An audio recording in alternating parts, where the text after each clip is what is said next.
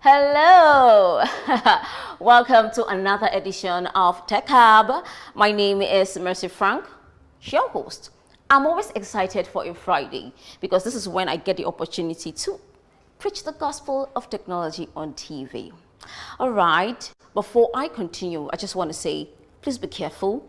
The resurgence of COVID-19 is here, and we all have to take responsibility for our health and even that of our loved ones. So as much as possible, avoid large gatherings, wear your face mask always when you are outside, wash your hands regularly, use your hand sanitizer, put on your face mask. And if you don't have anything very important to do outside, please just stay in your house. That's a good one. I'm pretty sure that we're going to take that going forward. All right. Today holds something pretty special for all of us. Now, during the week, we saw what happened. I mean, I said it earlier on that 2021 is just one awesome year altogether. We'll be looking at what happened during the week, what made the news headlines during the week, which is the WhatsApp policy update and the mass movement to Telegram and to Signal. What is it in for us? So much. Also, we also saw that Samsung did unveil their Galaxy SS series. I mean, the S12, the S12 Plus, and the S12 Ultra. 2021 has just started. I'm pretty excited about it. I'm sure you are too. Don't forget to join the conversation on social media at SilverbirdN24. And also, you can tweet at Mercy Franca. Right now, I am streaming live via my Instagram handle. So if you know your friend who wants to watch the show and cannot because the person is not with the TV, tell the person to go ahead. Go to me, Mercy Frank, on Instagram. I'm streaming live there. You can watch everything that is going. It's a pretty lineup for us all here today. We are going to be having Kelvin Moses all the way from Texas. He is a data privacy and protection analyst, and we'll be having also Senator Ihenyen. It took me quite a while to get used to pronouncing that name. They'll be joining us virtually. It's a virtual world. They'll be joining us via Zoom. Yes. And they'll be giving us insightful analysis, yes, on the issue. So before we continue, we'll just take a short break and then we go to the tech global update.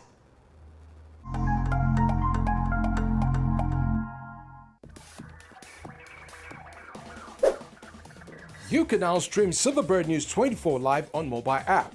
All you need to do is to download Silverbird News 24 app from Google Play Store on your Android devices and App Store or on your Apple devices. Tap the live button at the bottom bar to watch us live 24/7. You can enjoy all our news programs, including Pigeon News and program. Silverbird News 24. The news never stops.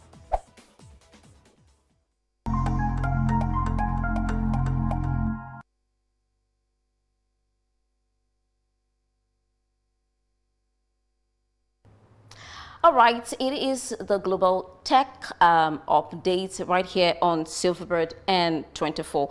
And we'll begin from Uganda. So much has been happening. If you go to YouTube right now, you're going to be seeing what is happening in Uganda, which is the election. We are expecting the election result. Is it Museveni or is it Bobi Wine? So we'll start from what is happening in Uganda as they are suffering an internet blackout. And guess what? An internet blackout has been forced in Uganda hours before citizens go to polling centers to cast their votes on election day. The order came from the Uganda Communications Commission on Wednesday, directing all internet service providers in the country to implement a temporary suspension of the operation of all internet gateways and associated access points. Now, the order says the shutdown will continue until otherwise directed. Now, before the entire blackout, there was an initial social media block placed on Tuesday, which made Facebook, Twitter, WhatsApp, and other platforms inaccessible. But smart Ugandans began using VPNs to bypass the social media ban.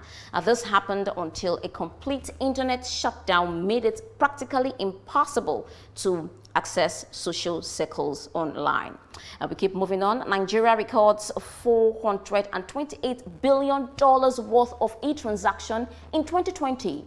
Now, data from the Nigeria Interbank Settlement System indicates that In 2020, Nigerian merchants and mobile money operators processed over 655 million point of sale transactions valued at 4.7 trillion naira.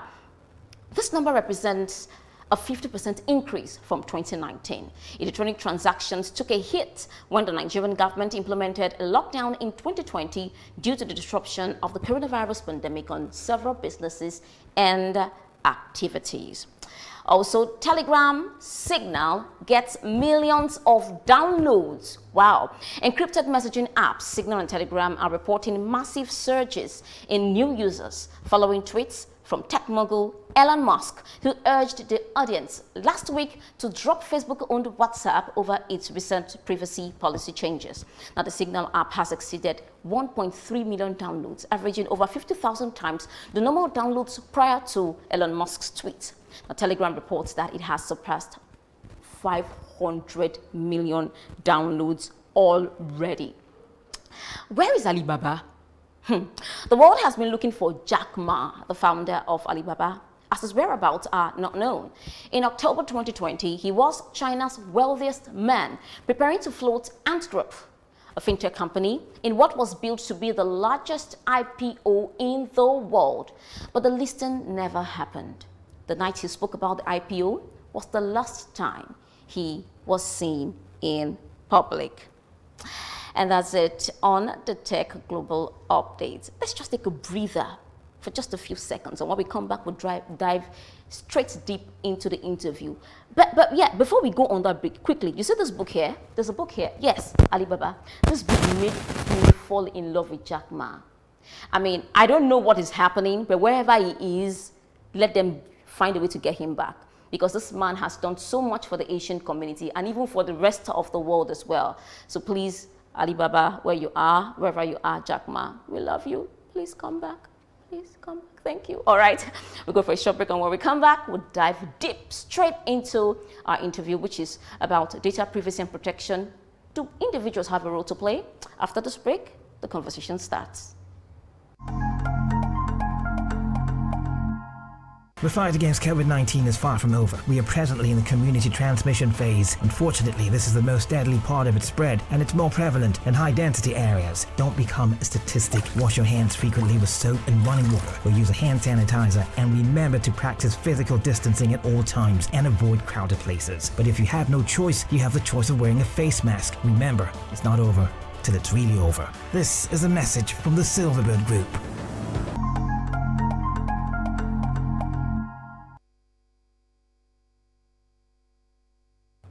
Glad to know you're still there. If you were just joining us, this is Tech Hub, your one-stop platform for all things tech in Africa.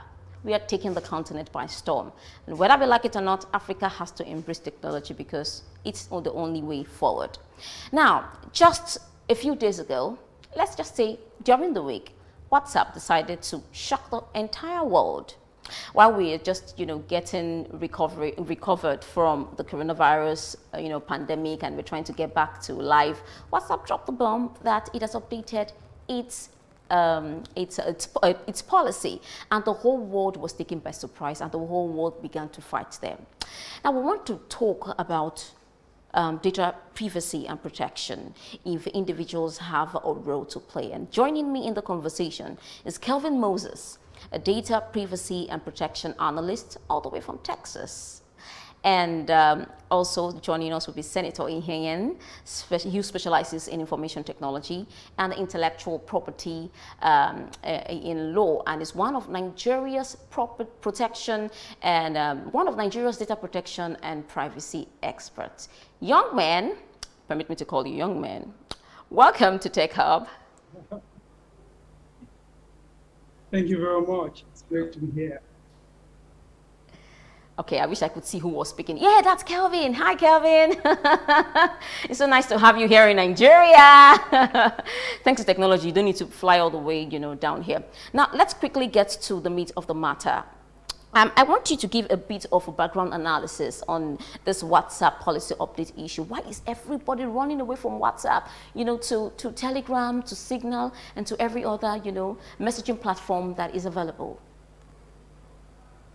Well, the first thing is understanding why is data privacy such a big issue at the moment, and that is one thing that has evolved with time. So in 2018, the European Union did put in a new regulation called GDPR, which mainly focused on how companies, organizations use individual personal data. So, how do they use the information they have about me? And so that has driven a lot of the changes that are happening around data privacy, which then brings us to WhatsApp and what it's the new data privacy policy. It's just asked everyone to sign up to in the last 2 weeks. That has led to everyone, oh, I'm leaving WhatsApp, I'm going to Telegram, I'm going to Signal, or I'm leaving, I don't want WhatsApp to have my information and all of that. But it's more complicated. It's not as simple as that, but hopefully we can delve into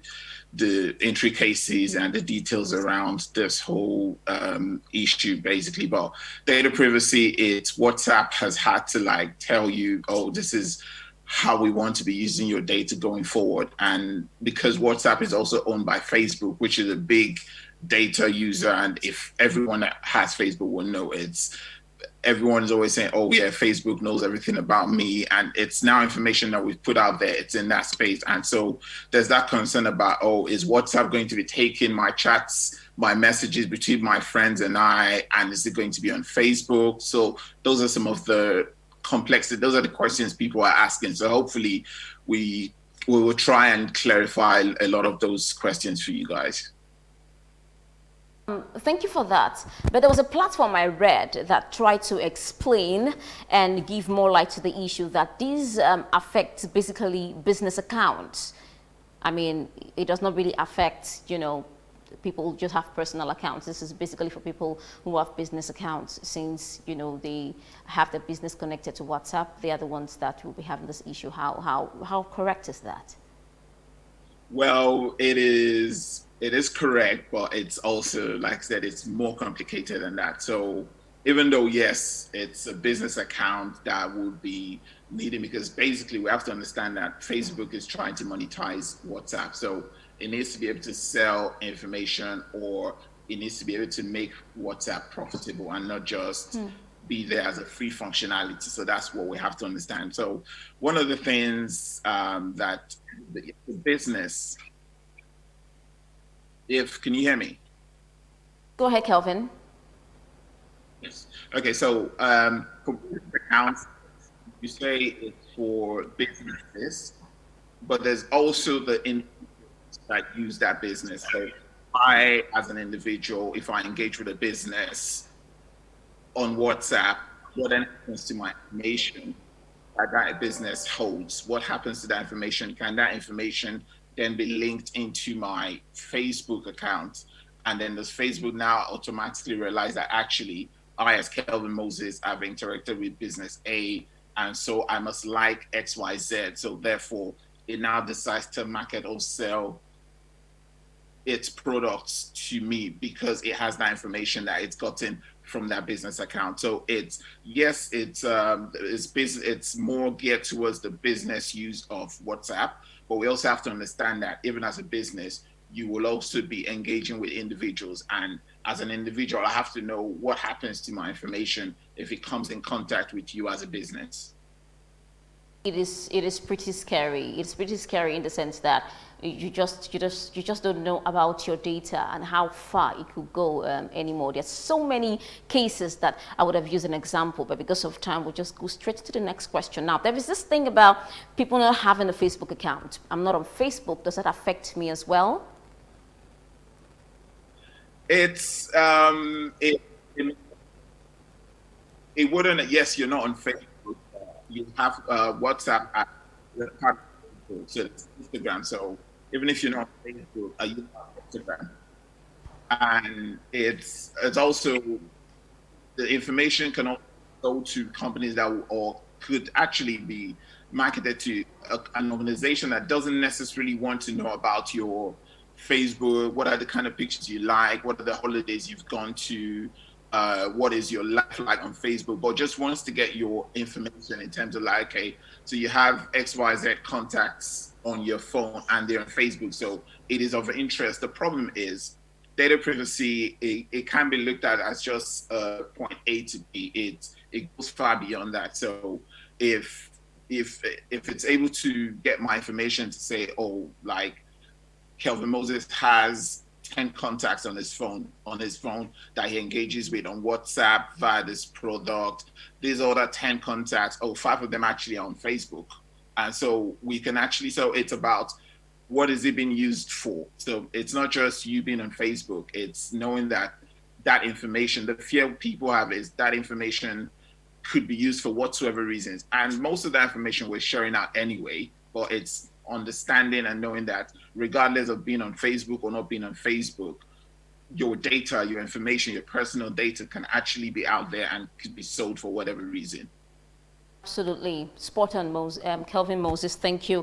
I think Senator Ihiengen is with us now. Thanks for joining us on Tech Hub, Senator. I quickly want to come to the legal perspective. So this issue here. All right, I want to come to the legal perspective to this issue here. You know, initially, we saw that they had this end-to-end encryption of their messages. Now, does this mean they reneged on their earlier, earlier messaging model? And secondly, is privacy abuse, privacy invasion, data privacy invasion, is it avoidable at all in the first place? All right, thank you very much. When it comes to data privacy and data protection, in an increasingly decentralized internet, you find that data is the engine, is the oil of the economy, and so everyone is trying to maximize data one way or the other. And who has all of these data? Of course, it's you and me. And that's quite a challenge because it has changed the way that the internet business has been for decades. All right. So before all of this data privacy, data protection, advocacy, and laws, and all of them were introduced not too long ago, we used to have an internet where businesses such as Facebook, Twitter, all of them could mine data of users and use these things to maximize profits for themselves by leveraging on such things as advertising and all of that. As a matter of fact, it was so bad at some point that in places like Africa and Nigeria, well, you find that data controllers, those we submit our personal data to, end up selling this data to even third parties without the user's consent. But so if you ask me now that what really changed, why is it now such a big deal? All right, things changed very well, especially after the General Data Protection Regulation, the GDPR, was introduced in May 2018 by in the European Union, which really protected the personal data of Europeans. And that's really changed a lot of things in the global economy because it awakened everyone's consciousness to the fact that this is the data age. And the person that owns the data is not Facebook, is not Twitter, it's not WhatsApp or Telegram, but the user. And that brings us to what we call data privacy. And as I always say, it's not exactly the same with data protection. They are both complementary, but when we look at data privacy, you're really looking at the individual rights of persons, of people who own personal data, all right? And you're looking at the rights of these persons under the applicable legislation. So when it comes to WhatsApp and Facebook, what has changed with WhatsApp and Facebook is that for a long time, WhatsApp was well known for being a privacy-centric platform for a long time. And it attracted a lot of users, as you must have already noticed. But at the end of the day, we find that Facebook, of course, acquired WhatsApp. And that's when the headache started. not because WhatsApp is necessarily selling or transferring users' data to Facebook without people's consent. Not at all. It was mainly because Facebook has this very bad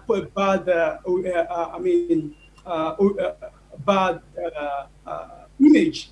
Yes, image when it comes to use of users' data or personal data.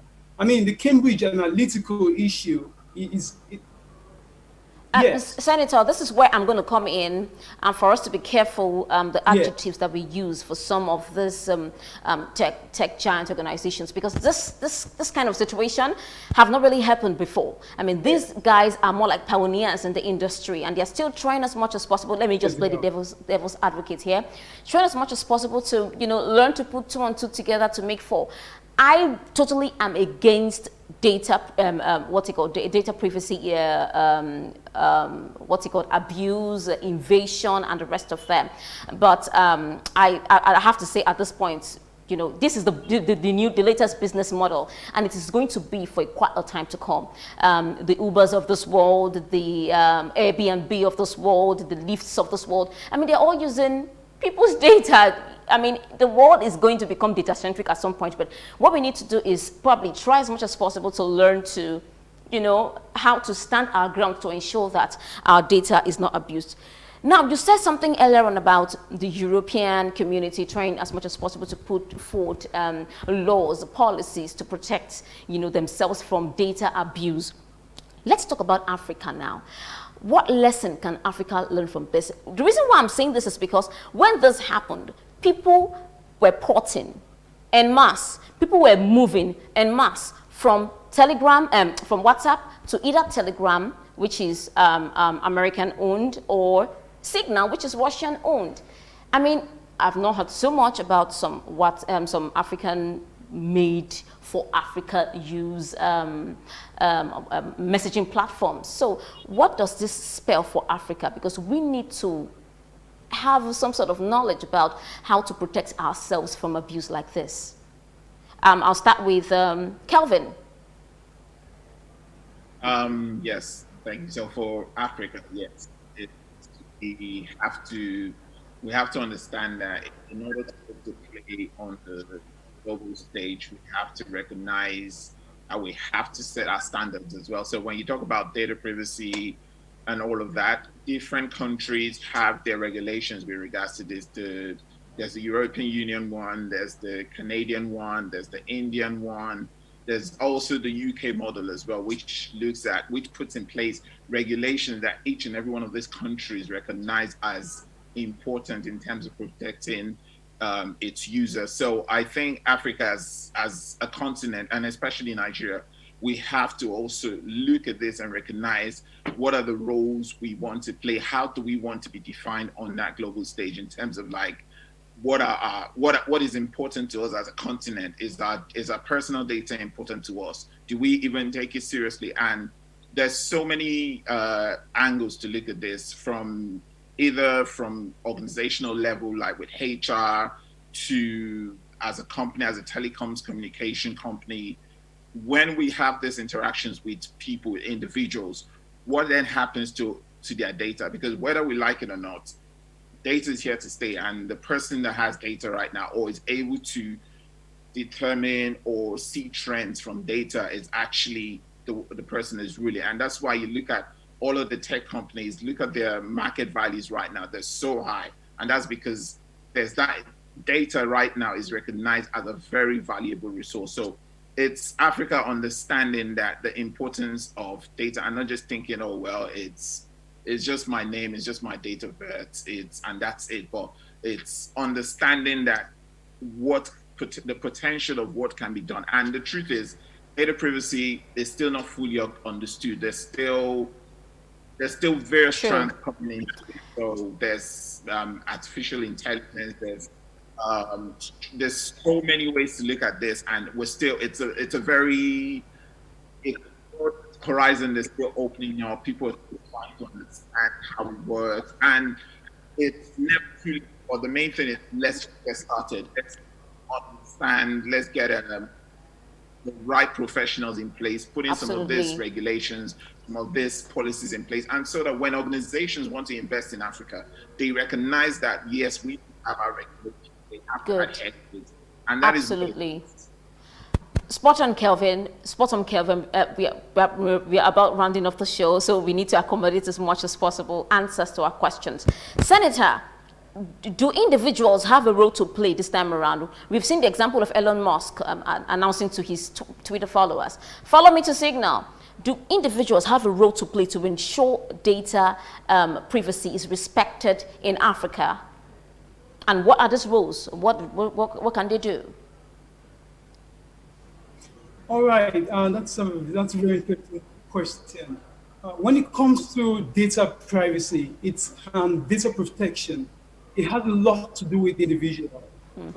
One of the issues we have in Nigeria and African countries generally is that, first of all, there is lack of awareness about the individual rights to data privacy. I mean, this is a new right to people. It was never there. You know, even under the Nigerian constitution, for instance, that section 37 that guarantees privacy of citizens, people don't understand it as data privacy. So there is need for a lot of awareness, and that's where NITDA comes in. There's the National Information Technology Development Agency in Nigeria that is charged with the responsibility of ensuring that there is public awareness about data privacy. Secondly, we need to understand, for the individuals, we need to understand our rights. In Nigeria, there is what is called the Nigerian Data Protection Regulation 2019. It has changed the game, and a lot of Nigerians do not know about the existence of these regulations. They do not understand that they have the right to data privacy, have the right to always ensure that data controllers such as WhatsApp, Telegram, and all of them must ask for your consent. They must obtain your consent before they can process or transfer data. A lot of people don't know that. Even in Nigeria today, we have app companies, you know, in Nigeria processing users' data without their consent. They need to know about these laws and then begin to look for ways to protect themselves under the remedies that the law provides. Absolutely, Senator. We have roles to play. Thank you so much, gentlemen. Kelvin Moses, a data privacy and protection analyst all the way from Texas, United States, and Senator Ihenyen, Lagos, Nigeria. Thank you so much for joining us on Tech Hub. You're welcome. Absolutely. All right. Insightful comments there. We all have our role to play in ensuring that our data is secured, because the person who has your data has the power to do whatever it is. I just hope that our policy shapers and makers can put policies in place to ensure that our data is not abused subsequently. Thank you so much for joining us, and that is how we come to the conclusion of today's edition of Tech Hub. Reach me at Mercy Frank if you have any question or comment or contributions. Until next episode, stay safe.